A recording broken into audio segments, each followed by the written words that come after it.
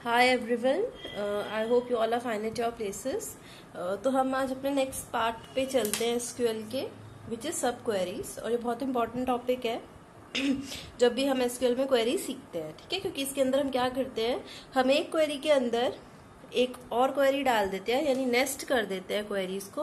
और नेस्टिंग से क्या होता है, हमारे पास बहुत सारे एडिशनल फीचर्स आ सकते हैं, या हम बहुत सारे टेबल्स को आपस में कंबाइन कर सकते हैं। जैसे कल हमने जॉइन पढ़ा था, तो वो एक मेथड है जिससे आप क्या कर सकते हो, 2 या मोर कॉलम से डेटा रिट्रीव कर सकते हो। सेकंड जो मेथड आता है दैट इज योर सब क्वेरीज। सब क्वेरीज भी एक ऐसा मेथड है जिसके अंदर आप 2 या मोर देन 2 टेबल से डेटा जो है आप रिट्रीव कर सकते हो। So let's start. With MySQL you have the ability to nest queries. Nest का मतलब क्या होता है, एक क्वेरी के अंदर दूसरी क्वेरी डाल देना। तो जो इनवर्ड होगी क्वेरी उसको हम इनर बोलेंगे। तो inner query generates values that are tested in the predicate of the outer query. देखो एक क्वेरी है आउटर, उसके अंदर हमने एक और क्वेरी डाली।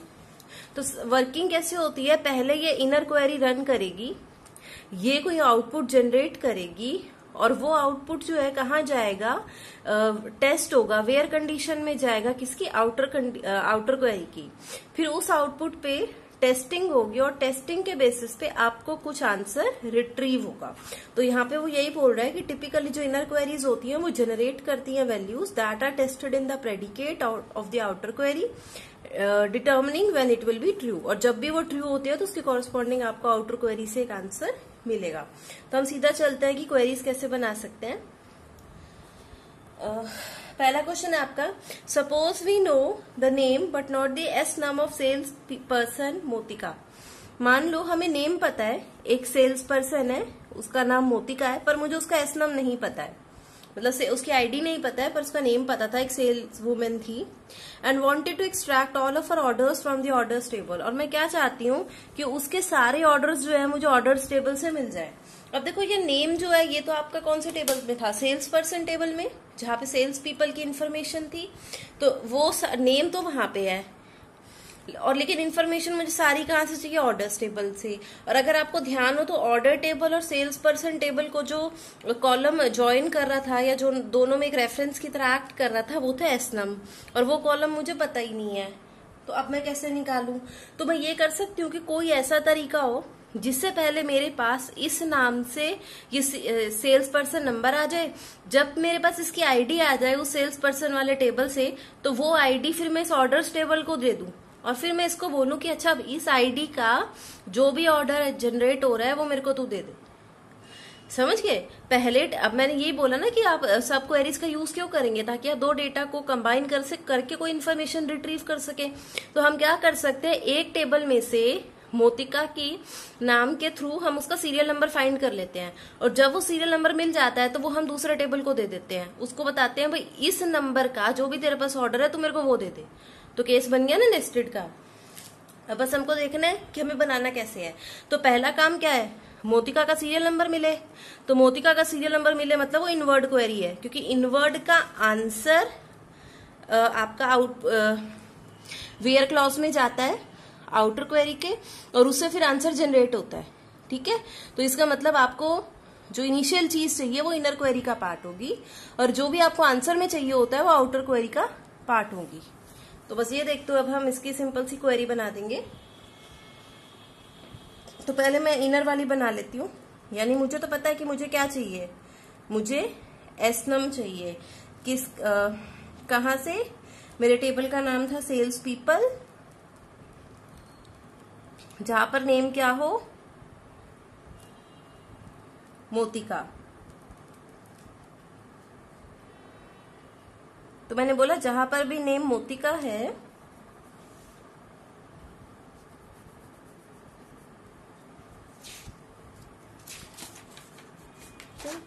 जहां पर भी नेम डियर आपका मोतिका है, वहां से मुझे उसका एसनम मिल जाए। अब वो एसनम मेरे को किसको देना है, आउटर क्वेरी को देना है ना। तो ये आपकी इनर क्वेरी बन गई। आउटर क्वेरी में मैंने बोला जो आपका आंसर होता है वो होता है, और ये जो आंसर देगा वो आंसर किसके पास जाएगा, वेयर के पास जाएगा। मैंने बताया था ना आपको, वेयर के पास जाता है वो मोस्टली। तो बस अब आपको पता है आपको ऑर्डर्स टेबल में से सब कुछ चाहिए, सारी फील्ड्स चाहिए। कहां से चाहिए? ऑर्डर टेबल में से। Where S num equal to, बन गई आपकी क्वेरी, और यहाँ पे सेमीकोलन लगा दो। इसका जो भी सीरियल नंबर आएगा वो सीरियल नंबर मैंने लिख दिया where serial number equal to जो ये जनरेट कर रही है। मोतिका का सीरियल नंबर 1004 है, जो मैंने टेबल जितनी बार आपको दिखाया है, तो उसमें उसका सीरियल नंबर 1004 है। तो where serial number equal to, ये सारी क्वेरी रिप्लेस हो जाएगी और यहाँ पे इक्वल टू में 1004 आ जाएगा। तो फिर तो ये सिंपल क्वेरी बन गई ना ऑर्डर्स टेबल के लिए। Select star from orders where serial number equal to 1004। तो 1004 के कॉरस्पॉन्डिंग ऑर्डर्स टेबल में जो भी डेटा होगा वो आपको दे देगा। ये क्वेरी समझ में आई। अगला आता है आपका डिस्टिंक्ट विद सब क्वेरीज। सब क्वेरी, अच्छा अब एक इम्पॉर्टेंट चीज है, जब भी आप नेस्टेड क्वेरीज यूज कर रहे हैं तो ये बहुत इंपॉर्टेंट पार्ट है कि अगर आप रिलेशनल ऑपरेटर्स यूज कर रहे हैं, ठीक है, रिलेशनल ऑपरेटर्स, तो आपकी जो इनर क्वेरी है वो आपको सिर्फ एक ही रो जनरेट करके दे एज एन आउटपुट, यानी एक ही आंसर आए, मल्टीपल आंसर्स नहीं आ सकते। अगर मल्टीपल आंसर्स आते हैं तो इक्वल टू ऑपरेटर उसको होल्ड नहीं कर सकता। अगर मोतिका की 2 आईडी आ जाती है एक्सीडेंटली तो एस सीरियल नंबर दोनों को नहीं लेता, एरर आ जाता। तो नेस्टेड क्वेरीज के केस में जब रिलेशनल ऑपरेटर यूज होंगे तो ये जरूरी है कि आपकी एक ही रो जनरेट हो आउटपुट में। तो हम क्या कर सकते हैं, कई बार सेम ही आंसर बार बार रिपीट हो रहा होता है। कुछ ऐसा केस होता है, मान लो मैं सिटी मांग रही हूँ तो सिटी हो सकता है बार बार रिपीट हो रही हो, तो उस केस में मैं क्या कर सकती हूँ, मैं फोर्स कर सकती हूँ कि वो सिटी मेरे को पता है रिपीट हो रही है ना बार बार, तभी मल्टीपल रोज बन रही है, तो मैं उसको बोल दूंगी नहीं यार तू रिपीट मत, तो तू मेरे को एक ही बार मिलो। और एक के लिए हम कौन सा ऑप्शन यूज करते हैं, कीवर्ड डिस्टिंक्ट यूज करते हैं। तो डिस्टिंक्ट विद सब क्वेरीज, तो डिस्टिंक्ट का काम क्या है कि हम फोर्स कर सकते हैं कि एक सब क्वेरी हमको एक सिंगल वैल्यू ही दे। तो सपोज क्वेश्चन है, we wanted to find all orders credited to the same sales people who service Hoffman, जिसका सी नम है 2001। मैं क्या बोल रही हूँ, suppose we wanted to find all orders, हमको सारे ऑर्डर ढूंढने हैं। फाइंड ऑल ऑर्डर्स, हाँ, credited to the same, find all orders credited to the same sales people, वो orders credited to the same sales people who service Hoffman. Hoffman आपका एक customer है, उस कस्टमर की आईडी ये है, तो मुझे वो सारे ऑर्डर फाइंड करने हैं credited to the same sales people who service Hoffman. तो वो जितने भी कस्टमर्स उसको वो कर रहे हैं, मेरे को उनका कस्टमर्स नहीं सेल्स पीपल कर रहे हैं, उनका मुझे आगे देना है, ठीक है। लेकिन इस क्वेरी को करते टाइम हम ये मानेंगे कि एक कस्टमर के पास हम बार बार एक ही सेल्स पर्सन को भेजते थे, क्योंकि अगर मल्टीपल को भेज दिया तो फिर ये क्वेरी मल्टीपल आंसर देने स्टार्ट कर देगी। तो मैंने बोला मुझे सबको चाहिए ऑर्डर्स में से, वो मैं इतनी बार बोल चुकी हूँ। Select star from orders where. अभी देखते हैं यहाँ पे क्या आएगा। इनर क्वेरी में मुझे क्या करना है, आउटर में तो मुझे यही करना है फाइंड ऑल ऑर्डर्स, सारे ऑर्डर्स फाइंड करने थे तो मैंने सिलेक्ट स्टार फ्रॉम ऑर्डर्स दे दिया। अंदर क्या करना है, credited to the same sales people to service Hoffman. तो हॉफमैन को जो जो सर्विस कर रहे थे, मैंने बोला मुझे पहले जरा उनकी आईडी तो पता चले। तो मैं अपनी नेस्टेड क्वेरी में ये काम करती हूँ कि मैं सिलेक्ट कर लेती हूँ वो वाले एस नम ऑर्डर्स में से वेयर। अब आपको पता है सी नम और एस नम दोनों ही ऑर्डर्स टेबल में है, तो टेबल सेम भी हो सकता है, एक टेबल को हम बार बार भी यूज कर सकते हैं। जहां पे कस्टमर की आईडी ये है, मैंने बोला उसके सेल्स पर्सन का नाम बताओ। अब मैंने आपको एक कंडीशन दे दी है, इस क्वेश्चन में लिखी नहीं हुई थी, और वो कंडीशन ये थी कि एक कस्टमर को मैं बार बार सेम ही सेल्स पर्सन दे रही हूँ, तो इसका मतलब बार बार सेम ही पर्सन रिपीट हो रहा होगा, क्योंकि हमने ये किया ना credited to the same sales person. तो मैंने बार बार उसकी आईडी आ रही होगी, तो मैंने उसको एक बार कर दिया। और फिर मैंने बोला यहाँ से जो एस नम आया वो मेरे को दे दे और उस नम की फिर मेरे को सारी डिटेल दे दो ऑर्डर की। ठीक है, अगला क्वेश्चन आता है यूजिंग एग्रीगेट फंक्शन इन सब क्वेरीज। देखो जब आप क्या कर सकते हो, आप जो सब क्वेरीज होते हैं उसके अंदर आप एग्रीगेट फंक्शन भी यूज कर सकते हो। ठीक है, तो जैसे क्वेश्चन है find all orders that are greater than the average of 4 October. वो बोल रहा है फाइंड ऑल ऑर्डर्स, आपको वो सारे ऑर्डर्स फाइंड करने हैं that are greater than the average of October 4। October 4 की जो एवरेज थी उससे भी अगर ज्यादा अमाउंट के, अब ग्रेटर देन किससे करोगे, चाहे उसने अमाउंट वर्ड यूज नहीं किया, बड़ी सेंसिटिव की बात है, पैसे का ही तो एवरेज निकालोगे ना, क्योंकि एवरेज फंक्शन तो सिर्फ न्यूमेरिक फील्ड पे यूज होता है। तो उससे ज्यादा कभी अगर किसी ने ऑर्डर कर रखा है तो उसकी सारी इन्फॉर्मेशन आपको देनी है। इसका मतलब पहले तो मुझे एवरेज चाहिए होगा, तो इसका मतलब एवरेज का बनेगा मेरा नेस्टेड का पार्ट। तो मैंने बोला एवरेज चाहिए मेरे को अमाउंट का। अब वो आपको अमाउंट जो है आपके ऑर्डर्स टेबल में थी और डेट उसने हमें बता रखी है अक्टूबर 4।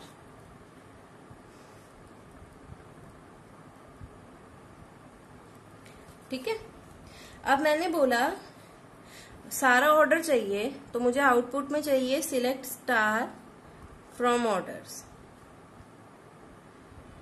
That are greater than average of this. तो नॉर्मल डेज पे जिनकी एवरेज से ज्यादा अमाउंट रही है उनका मुझे डिटेल दे दो। फाइन,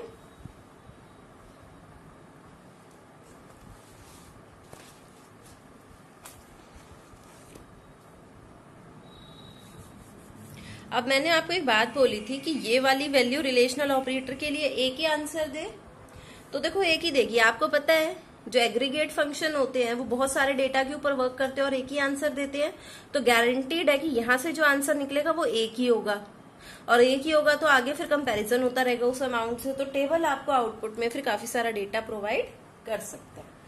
उसके बाद आता है यूजिंग सब क्वेरीज विद इनका मतलब आपको पता है, इनका मतलब है जब आप एक सेट बना लेते हो जिसके अंदर आप बहुत सारी वैल्यूज डाल देते हो जिस पे उसको कॉरेस्पॉन्ड करना होता है, डायरेक्ट वैल्यूज उसको दे देते हो। तो मल्टीपल रोज, अब ये जो इन ऑपरेटर है ये हम कब यूज करते हैं, जब हम चाहते हैं कि हमारी जो इनर मोस्ट क्वेरी है वो मल्टीपल रोज से आउटपुट के। रिलेशनल ऑपरेटर सिंगल रो पे ही काम करते हैं। ठीक है, equal to, greater than, equal to, less than, इन सब के लिए जरूरी है कि ये क्वेरी जो अंदर वाली है, इनर है, एक ही आंसर दे। अगर हम चाहते हैं कि वो मल्टीपल आंसर्स दे तो हम किसका यूज कर सकते हैं, इनका। तो मैंने आपको एक क्वेश्चन दिया है फाइंड ऑल ऑर्डर्स, नहीं फाइंड ऑल फ्रॉम ऑर्डर्स, मतलब सारा डेटा फाइंड करो ऑर्डर्स का, where sales people city is London. तो जहां पर जो सेल्स पीपल सिटी जहां पे भी लंदन हो, तो ये कंडीशन होगी ना, जहां पे लंदन कंडीशन निकला है वहां ऑर्डर का सब निकाल दो। तो इसका मतलब लंदन वाला जो है वो मेरे को क्या बनाना पड़ेगा, नेस्टेड क्वेरी में। तो मैं पेज चेंज कर रही हूँ एक बार क्वेश्चन और दिखा के। क्वेश्चन क्या था, मेरे को ऑर्डर से सब कुछ चाहिए जहां sales people city is London, तो सिटी मुझे लंदन करनी है, सेल्स पीपल वाले उसमें। ठीक है, तो कर देते हैं। मैं अंदर अगर करूं तो मैंने लिख दिया select S num from sales people, उन सबके सेल्स के बंदों के पता चल जाएगा ना जिनकी सिटी लंदन है, where city equal to London, उनकी डिटेल्स मिल गई, वो लोग पता चल गए जो लंदन के है। अब मुझे जब वो लोग पता चल गए, अब बहुत सारे लोग हो सकते हैं ना जो लंदन के हो, मतलब ये क्वेरी बहुत सारा आउटपुट दे सकती है। तो अब जब मुझे सिलेक्ट करना है बहुत कुछ, तो सिलेक्ट स्टार मतलब ऑल सिलेक्ट करना था फ्रॉम ऑर्डर्स वेयर एसनम। अब एसनम इक्वल टू की जगह अब एसनम इन लिख दो। इन लिखते ही क्या होगा, जितने भी मल्टीपल आंसर्स आ रहे होंगे, इन तो एक सेट की तरह डेटा ले लेता है ना, उन सबको सेट की तरह ले लेगा और क्वेरी को चला देगा। ठीक है, अगला क्वेश्चन आता है find all customers who cnum is 1000 above the snum of Serres. Serres एक पर्सन है, सेल्स पर्सन है, तो उसने बोला सर मेरे को सारे कस्टमर चाहिए, फाइंड ऑल कस्टमर्स, या मान लो सारी डिटेल्स चाहिए कस्टमर टेबल की, who cnum is 1000 above the sname. तो किन कस्टमर्स की डिटेल चाहिए कि जिसकी भी कस्टमर आईडी 1000 ज्यादा हो सीरीज वाले की जो सेल्स पर्सन आईडी है उससे ज्यादा। ठीक है, तो पहले हम इसकी आईडी निकालेंगे, उसमें 1000 ऐड करना पड़ेगा, फिर कंपेयर होगा, है ना। तो हम अपनी जो इनर वाली क्वेरी है उसमें हम ये बोलते हैं कि हमको क्या चाहिए, जो इसका आईडी है उसके अंदर 1000 ऐड कर दो। मैंने आपको कल भी सिखाया था कि आप अगर कॉलम के अंदर वैल्यू ऐड करते हो तो वो फिर उसके अंदर जितना डेटा होता है उसके अंदर ऑटोमेटिकली ऐड कर देती है। ये कल क्वेश्चन कर रखा है हमने, तो यहाँ पे भी वही है, select snum plus 1000 from sales people where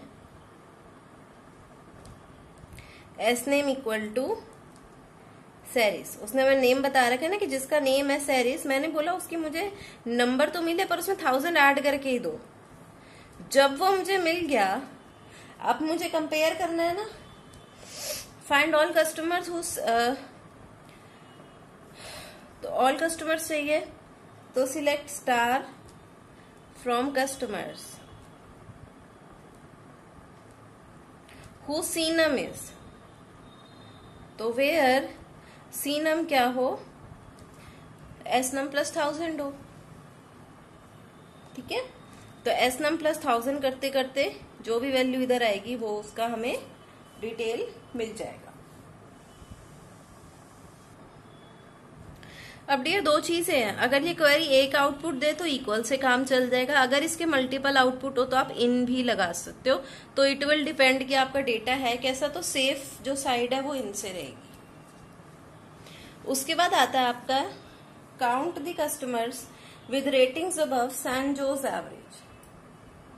मतलब कस्टमर्स चाहिए, काउंटिंग चाहिए सॉरी उनकी, ठीक है, with rating above San Jose average. तो सबसे पहले तो हमें सैन जोस की जो रेटिंग है उसकी एवरेज निकालते हैं। सबसे पहला काम तो हमारा ये है, फाइन।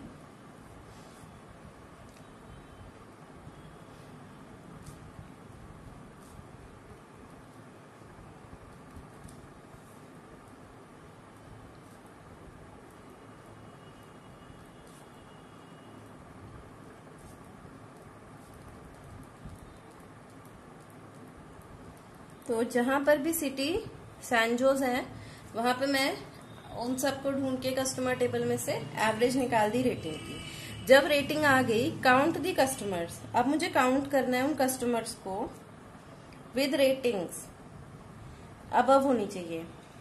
ठीक है, अब आप ये देखो कस्टमर टेबल में से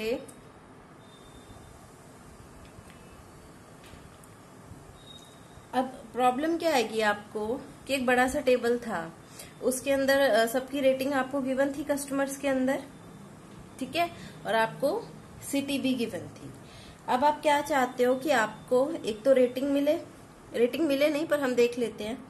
एक हम चाहते हैं कि हमारे पास काउंट आ जाए कस्टमर्स का, तो हम डिस्टिंक्ट लिख देते हैं। काउंट के लिए हम कह रहे हैं कि जो भी नंबर निकल के आएंगे हम उनकी काउंटिंग कर लेंगे कस्टमर्स टेबल से।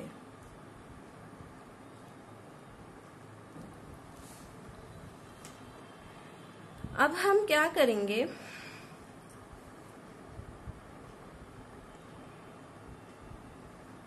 सैन जोस जो है सिटी, उसकी एवरेज रेटिंग आ चुकी है मेरे पास। Count the customers with ratings. अब ये वाले काउंटिंग वाले क्वेश्चन हमने पीछे भी कर रखे हैं। इस केस में हमको क्या करना पड़ता है, हमको ना क्या बोलते हैं, सब टेबल्स बनाने पड़ते हैं। मतलब हम क्या करेंगे, रेटिंग के ऊपर छोटे छोटे टेबल्स बना लेंगे, सबसेट्स बनाएंगे। तो यहाँ पे हमको ग्रुप बाय क्लॉज लगाना पड़ेगा रेटिंग के ऊपर, ताकि जिनकी सिमिलर रेटिंग्स है पहले हमारे पास उस रेटिंग के अकॉर्डिंग सारे ढेर सारे आ जाए। ठीक है, अब वहां से हम एक एक उनका आंसर उठा लेंगे और मैच कर लेंगे। वहां से हम देख लेंगे कि जिसकी भी रेटिंग ग्रेटर होगी इसकी एवरेज रेटिंग से, तो हम उसको काउंट करते जाएंगे। ठीक है। तो ये लास्ट वाली थोड़ी सी डिफिकल्ट क्वेरी थी। तो क्लास ये आपका एसक्यूएल का सब क्वेरीज का ये लास्ट क्वेश्चन था। आई hope you have understood this topic. Thank you. Have a nice day.